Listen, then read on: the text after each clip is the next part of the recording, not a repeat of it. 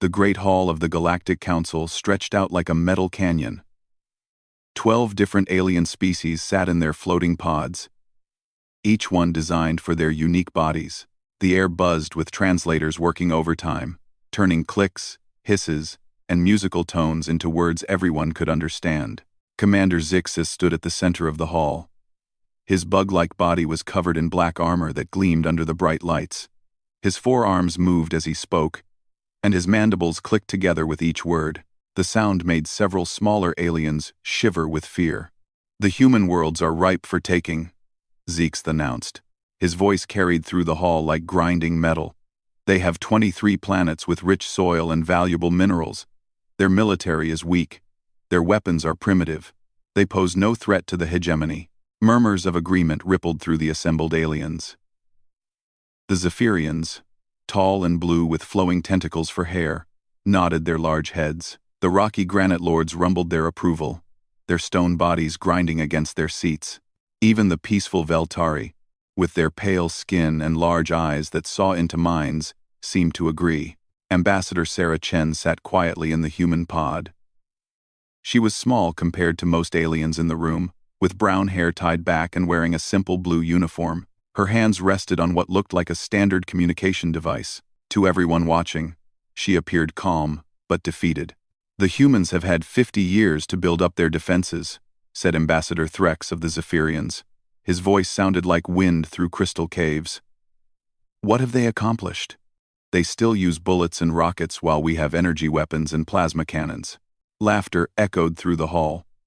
Not cruel laughter, but the kind that comes when adults watch children play with toy swords. "Their largest warship is barely 300 meters long," added General Corthan of the Granite Lords. His voice sounded like rocks falling down a mountain. "Our smallest destroyer is twice that size. Their armor cannot stop our weakest weapons." Commander Zixus spread his forearms wide. "The humans are excellent farmers and miners. They work hard and cause no trouble. They will make useful servants for the hegemony. It is better for them to surrender now than to waste lives in a pointless fight." More nods around the room. The aliens had seen human technology during trade meetings and cultural exchanges. They knew humans still used chemical fuel for their ships, while most species had moved to antimatter drives decades ago. Human weapons threw metal bullets, while advanced civilizations used pure energy. Ambassador Chen finally spoke. Her voice was soft but clear. "May I address the council?" Zixus gestured with one arm. "Of course. Perhaps you wish to announce your surrender now and save everyone time." Chen stood up slowly. She looked around the room at all the different alien faces, tentacles, and sensor organs pointed at her. "The United Earth government appreciates the council's concern for our welfare. However, we need time to prepare our worlds for this transition." "Preparation for what?" asked Ambassador Valana of the Veltari. Her large eyes seemed to glow as she tried to read Chen's thoughts. "Your military cannot fight the hegemony. Your people will be safer if they do not resist." "We understand," Chen said. "But our people need time to accept this change. We request 72 hours to help our citizens prepare for the new situation." The aliens looked at each other with what might have been sympathy if they were human. The poor humans needed time to organize their surrender and calm their scared populations. "That seems reasonable," said Threx. 72 hours should be enough time for your leaders to explain the benefits of joining the hegemony." Zixus nodded his insect-like head. "Very well. The hegemony grants this request. Use this time wisely, Ambassador Chen. Tell your people that resistance will only bring suffering." "I will certainly inform them of the situation," Chen replied. As the council session ended, the various aliens began to file out of their pods. They chatted among themselves about the easy conquest ahead. The hegemony had never lost a war, and the humans would surely see reason. Ambassador Valana lingered near the human pod. Her telepathic abilities had touched Chen's mind during the meeting. But something felt strange. Instead of fear or sadness, she had sensed something else. Something that felt almost like anticipation. "Ambassador Chen," Valana called out. "May I speak with you privately?" Chen turned around with a smile that seemed genuine. Of course. What can I help you with?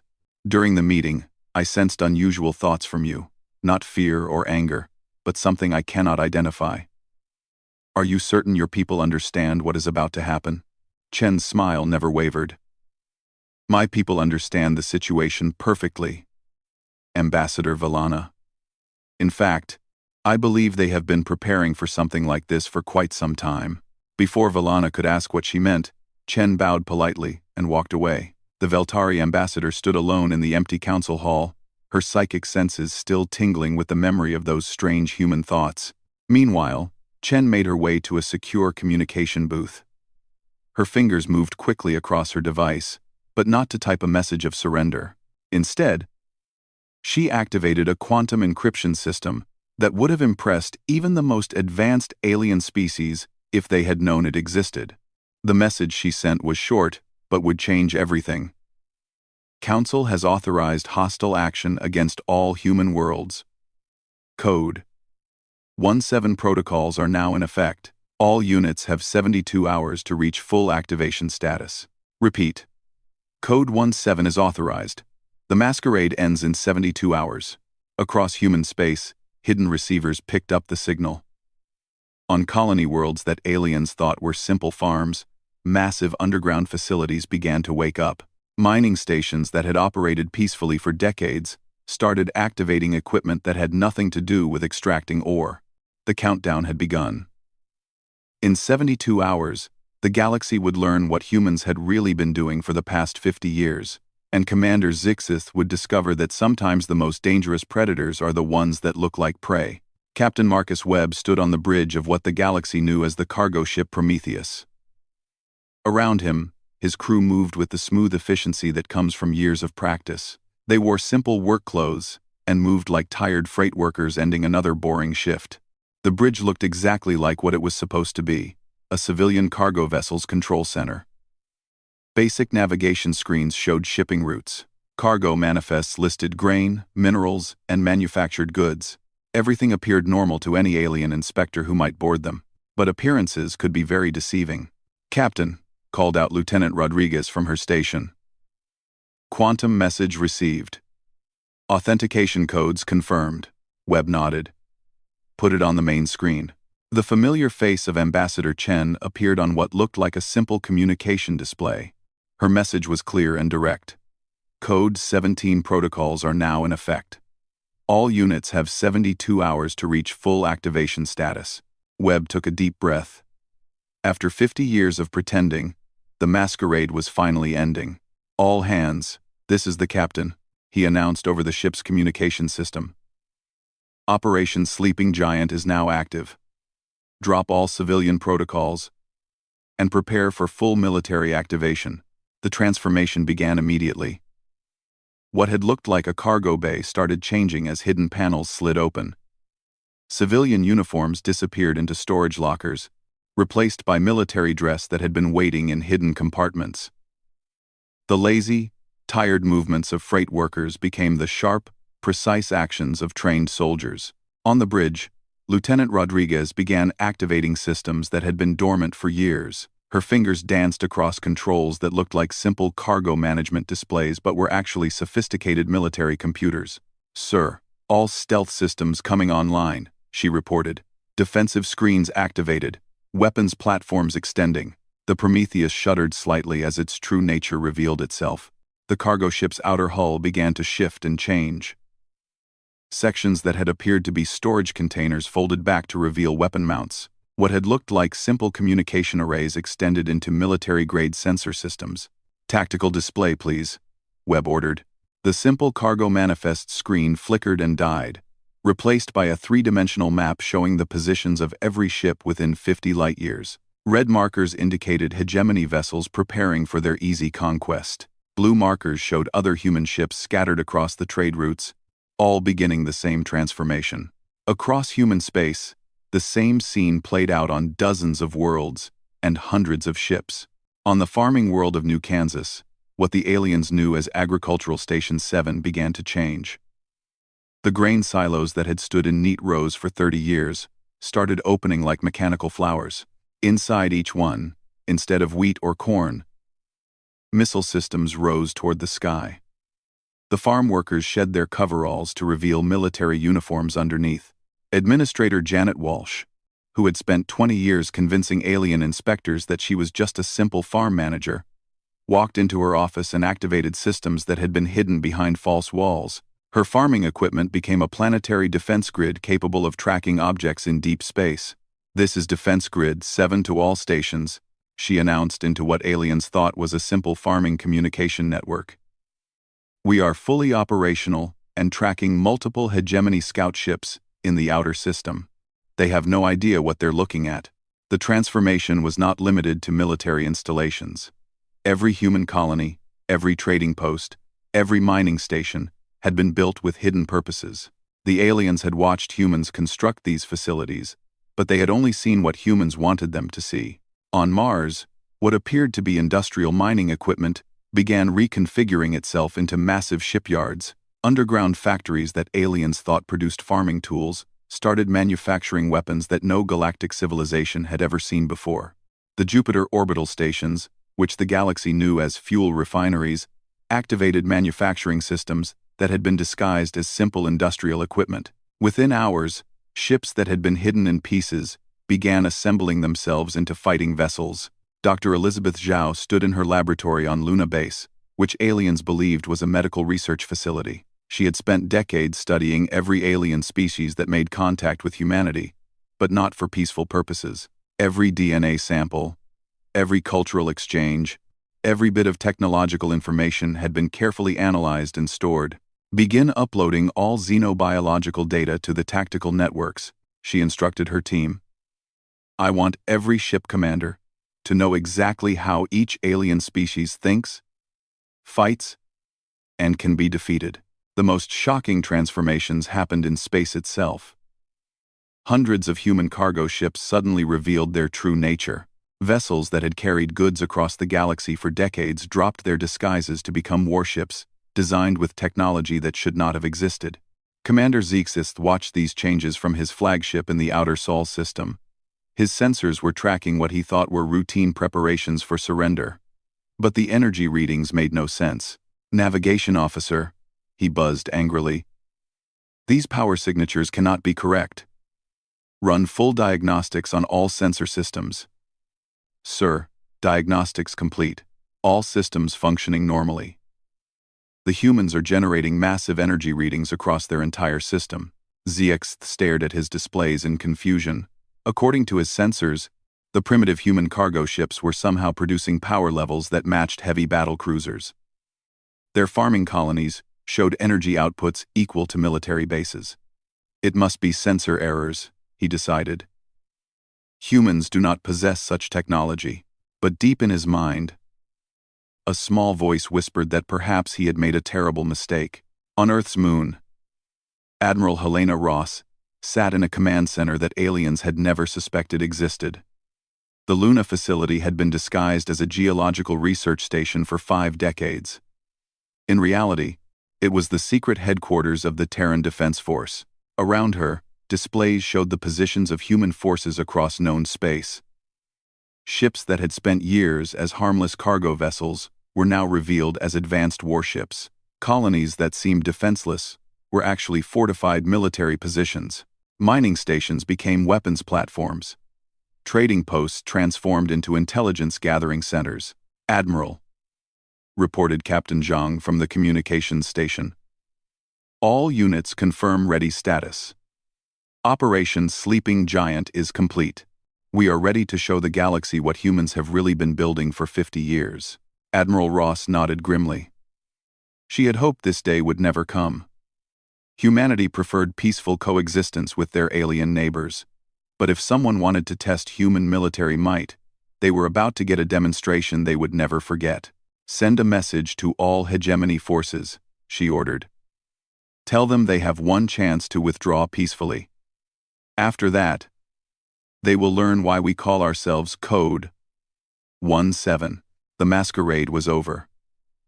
Soon, the galaxy would see the true face of humanity. The hegemony invasion fleet dropped out of hyperspace at the edge of the Sol system. Commander Zexith stood on the bridge of his flagship, the Terror of Worlds, expecting to see a few scared human ships running away, or perhaps some hastily built defense platforms. Instead, his sensors immediately detected over 300 human vessels arranged in perfect battle formations. Ships that his intelligence report said were cargo haulers now registered as heavily armed warships with energy signatures that made no sense. Communications officer.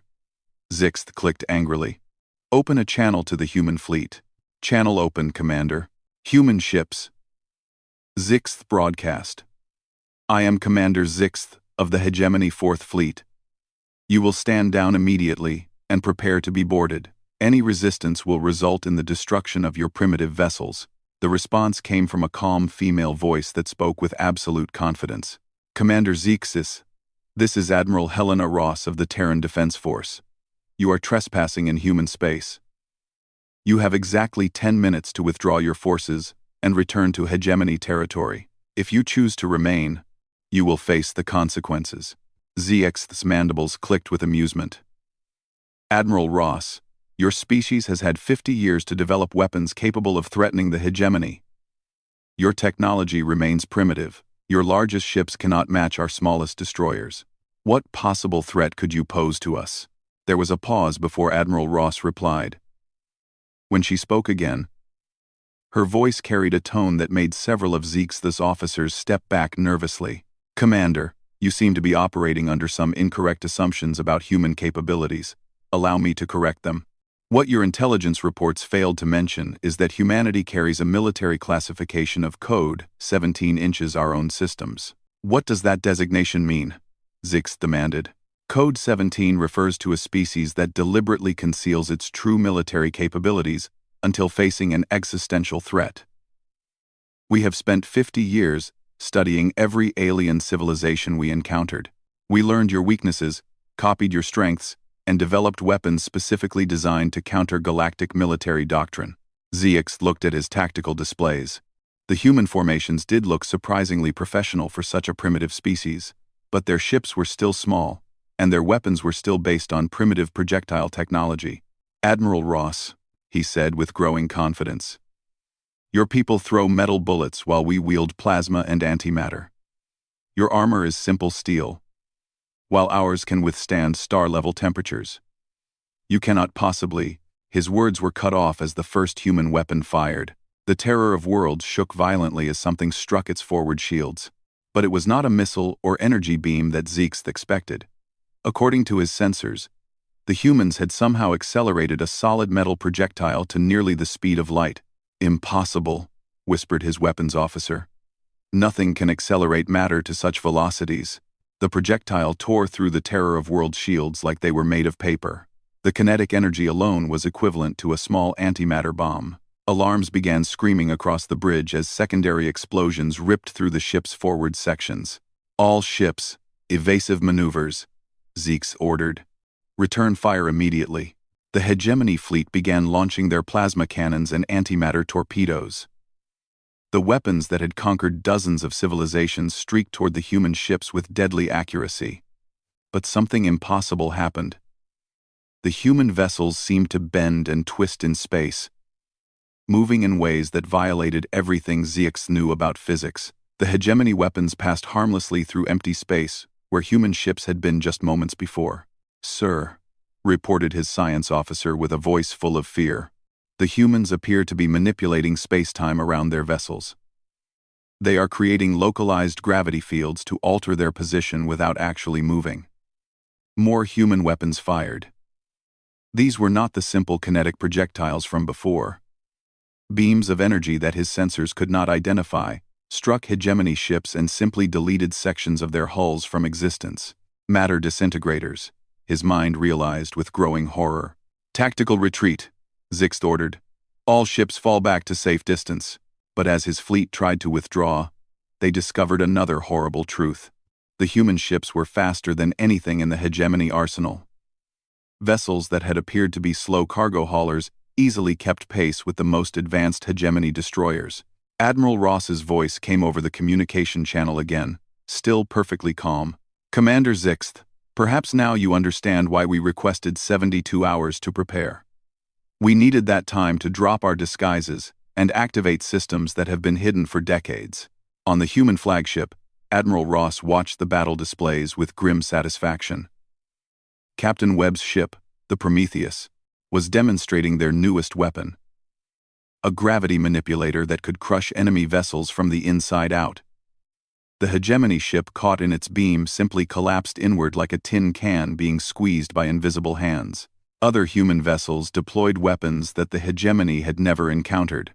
Swarms of tiny robots that could disassemble enemy ships at the molecular level, quantum entanglement bombs that ignored distance and defensive shields entirely, energy weapons that fed on the enemy ship's own power systems to grow stronger. "Admiral," reported Captain Zhang, "hegemony forces are trying to retreat. Should we pursue?" "Negative," Ross replied. "Let a few of them escape. They need to carry word back to the rest of the galaxy about what happens when someone threatens humanity." Back on the Terror of Worlds, Commander Zixth watched his mighty invasion fleet being systematically destroyed by an enemy he had completely underestimated. Ships that had seemed primitive and weak were wielding technology that seemed like magic. "How is this possible?" he whispered to his remaining officers. "How could we have been so wrong about human capabilities?" His communications officer looked up from her station with terror in her compound eyes. "Sir, I'm detecting massive energy signatures throughout human space. Every human colony, every trading post, every mining station is activating military systems. They have been building a secret empire under our very sensors." Ambassador Chen's voice suddenly broadcast across all channels, reaching every ship in the battle and transmitting to the Galactic Council. "To all civilizations monitoring this conflict," she announced, "humanity has lived peacefully among you for 50 years. We showed you our farming, our mining, and our trade. We never lied about our nature. We simply did not mention capabilities you never asked about. When you saw our chemical rockets, you assumed that was our most advanced technology. When you saw our projectile weapons, you thought we had nothing better. You were wrong." The broadcast continued as hegemony ships exploded around the survivors. Code 17 designation means that humanity has been preparing for this day since we first met you. Every trade agreement let us study your technology. Every cultural exchange gave us intelligence about your military capabilities.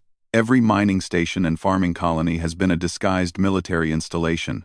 We hoped we would never need to reveal our true nature.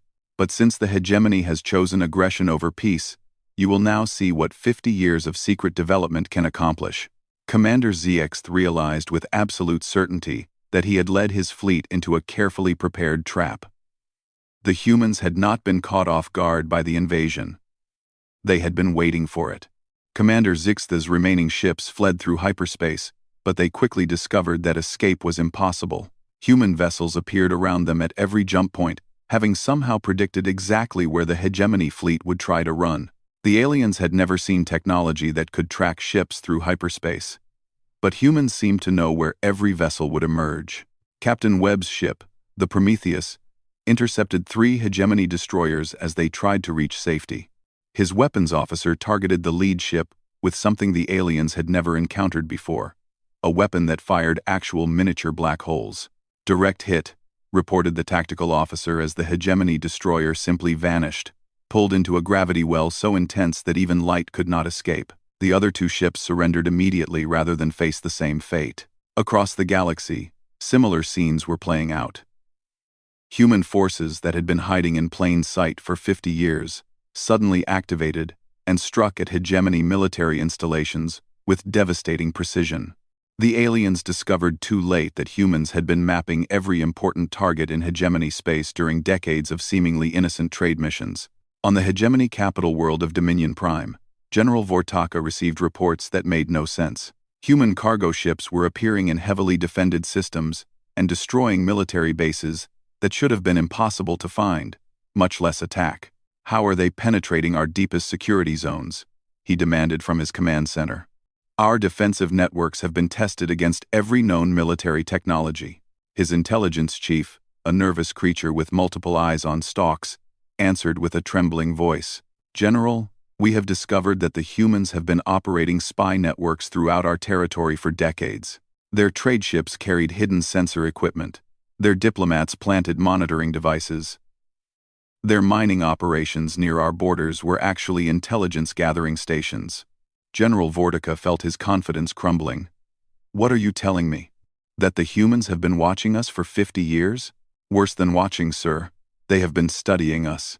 Every weapon we demonstrated during joint military exercises, every tactical doctrine we discussed in diplomatic meetings, every piece of technology we shared during trade negotiations. They recorded everything and developed specific countermeasures. As if to prove this point, alarms began screaming throughout the command center. Human ships had appeared in orbit above Dominion Prime itself, having somehow bypassed defense networks that had never failed before. Admiral Ross's voice echoed through the Hegemony Command Center. General Vortica. This is Admiral Helena Ross, of the Terran Defense Force. Your fleet has been defeated. Your military installations have been neutralized. You have exactly 1 hour to order all hegemony forces to surrender, or we will demonstrate more advanced weapons. This is impossible, Vortica whispered. Our homeworld has defenses that could stop any invasion force. The human admiral's reply was calm but terrifying. General, your planetary shield generators were built using technology you purchased from our mining equipment companies 20 years ago. We installed hidden control codes in every system. Would you like us to demonstrate? The massive energy shields protecting Dominion Prime suddenly flickered and died. The most heavily defended world in hegemony space was now completely vulnerable to attack. Meanwhile, in the Galactic Council chambers, representatives from 12 species watched the destruction of the hegemony with growing horror. Their sensors showed human forces appearing simultaneously across dozens of star systems, striking with coordination that seemed impossible. Ambassador Valana, of the Veltari, could barely speak. Her telepathic abilities had been picking up the thoughts of human soldiers throughout the battle, and what she sensed terrified her more than the weapons themselves. They are not angry, she reported to the other council members. They are not filled with bloodlust or hatred. They approach this battle like engineers solving a technical problem. Every move is calculated. Every strategy has been planned years in advance. They are not fighting in rage. They are implementing a solution. The most shocking revelation came from Dr. Elizabeth Zhao, broadcasting from her research facility on Luna. Her message reached every alien government in known space. For 50 years, humanity has been conducting the largest intelligence operation in galactic history, she announced. Every alien species that made contact with us unknowingly contributed to our understanding of galactic military capabilities. Every trade agreement included technology transfers that we reverse-engineered and improved. Every cultural exchange gave us insight into alien psychology and tactics. Her presentation included holographic displays that made alien leaders across the galaxy go pale with fear. The humans had detailed files on every military installation, every weapon system, and every strategic doctrine used by every major civilization.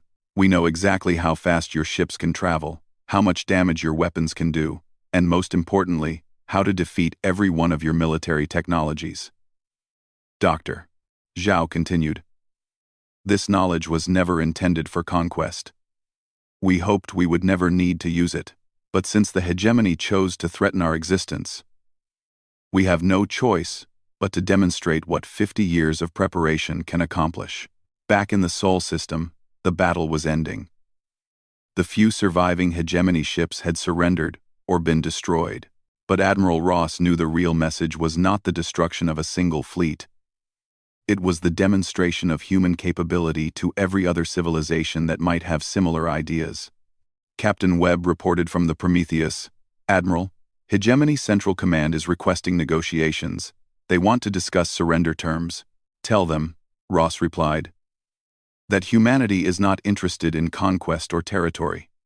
We want only one thing: the guarantee that no alien civilization will ever again consider humans to be weak or defenseless. We have spent 50 years building the most advanced military force in galactic history. We kept it hidden because we hoped never to use it. But that choice is no longer ours to make. The truth was spreading across the galaxy like wildfire. The peaceful farmers and miners that alien civilizations had known for 50 years were actually the most dangerous military power in known space. Humans had not been primitive. They had been patient. They had not been weak. They had been waiting. On thousands of worlds, alien military leaders looked at their own forces and realized how completely they had been outmaneuvered. The humans had used the aliens' own arrogance against them, allowing them to believe what they wanted to believe while preparing for the day when the masquerade would end. The age of underestimating humanity was over. The galaxy would never make that mistake again. 3 days after the hegemony invasion began, it was over. The most powerful military force in galactic history had been completely destroyed by a species that everyone had considered harmless: farmers and miners. Not a single hegemony vessel remained operational, and their core worlds had surrendered unconditionally. Admiral Helena Ross stood on the bridge of humanity's newest vessel, the TDF Enterprise. The ship was a masterpiece of human engineering, incorporating technology that redefined what was possible in military spacecraft. Its very existence announced to the galaxy that the age of hidden human capabilities was permanently over. "Admiral," reported Captain Zhang from his communications station, "we are receiving surrender messages from hegemony territories across 7 star systems. Their remaining military commanders are requesting permission to discuss terms." Ross nodded. "Put me on galaxy-wide broadcast. It is time to address our neighbors about the new reality." The transmission reached every inhabited world in known space. Alien governments that had watched the destruction of the hegemony with growing terror now listened carefully to discover what humanity intended to do with their newfound dominance. "Citizens of the galaxy," Admiral Ross began, "the hegemony's expansion ends today. For too long, they have conquered peaceful civilizations and enslaved entire species. Their subjugated worlds are now free to choose their own governments and determine their own futures. On the former hegemony world of Sigma Draconis, the conquered Blue-Wing people emerged from underground hiding places where they had lived for 20 years. Human ships in orbit were already dropping medical supplies and food to help them rebuild their shattered civilization. Any species that wishes to continue the hegemony's policies of conquest and domination will face similar consequences," Ross continued.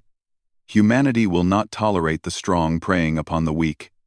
We have the capability to protect those who cannot protect themselves, and we will use that capability whenever necessary." The galaxy was finally beginning to understand the true scope of human preparation. Intelligence reports flooded in from every major civilization, all telling the same impossible story. Human cargo ships that had traveled galactic trade routes for decades were revealed as intelligence-gathering vessels. Their crews had been mapping every military installation and technological capability in known space. Ambassador Chen addressed the Galactic Council from the same chamber where the invasion had been approved just days earlier. The alien representatives looked at her with a mixture of fear and newfound respect. "Humanity never lied about our nature," she explained calmly. "We simply chose not to reveal capabilities that we hoped we would never need. When you saw our chemical rockets, you assumed that was the best we could do. When you observed our projectile weapons, you thought we had nothing more advanced. When we asked permission to establish trade stations and mining colonies near your worlds, you never suspected they might serve additional purposes." The Veltari ambassador, her telepathic abilities still shaken by the cold efficiency of human tactical thinking, asked the question that haunted every alien leader. "What do humans want from us now? Will you rule over us as the hegemony did?"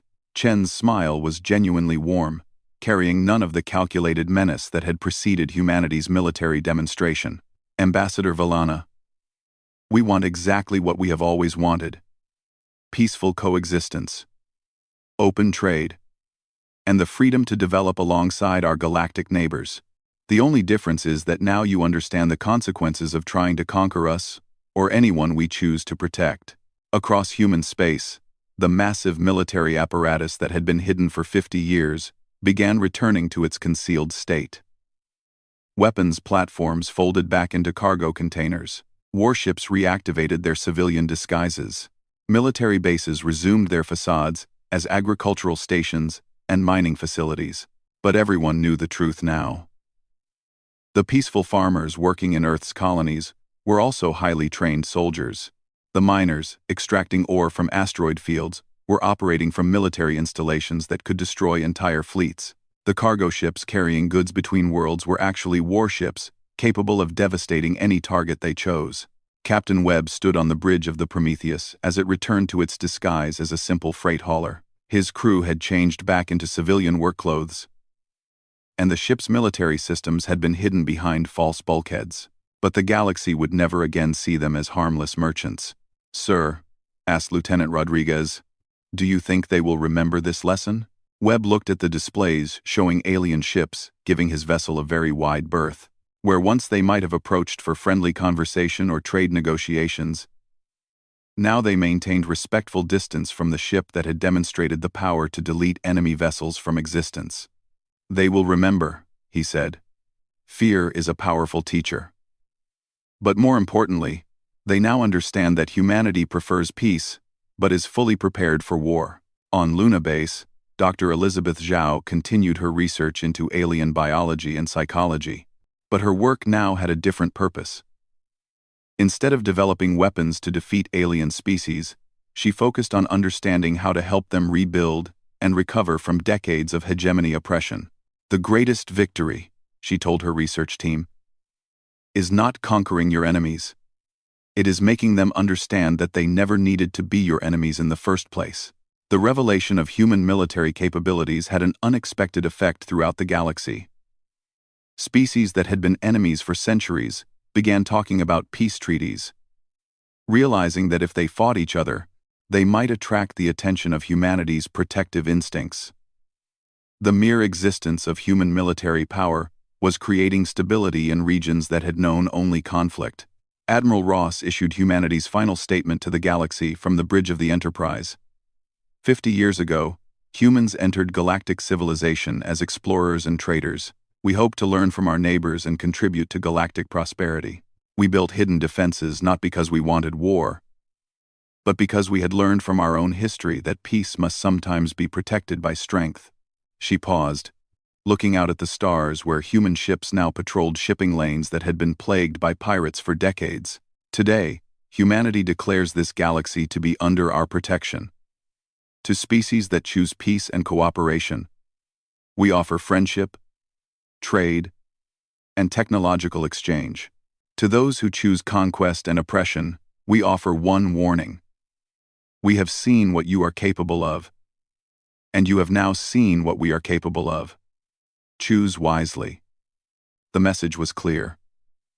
Humanity would continue to be the same peaceful, productive species they had always been. They would trade fairly, explore new worlds, and work alongside their alien neighbors.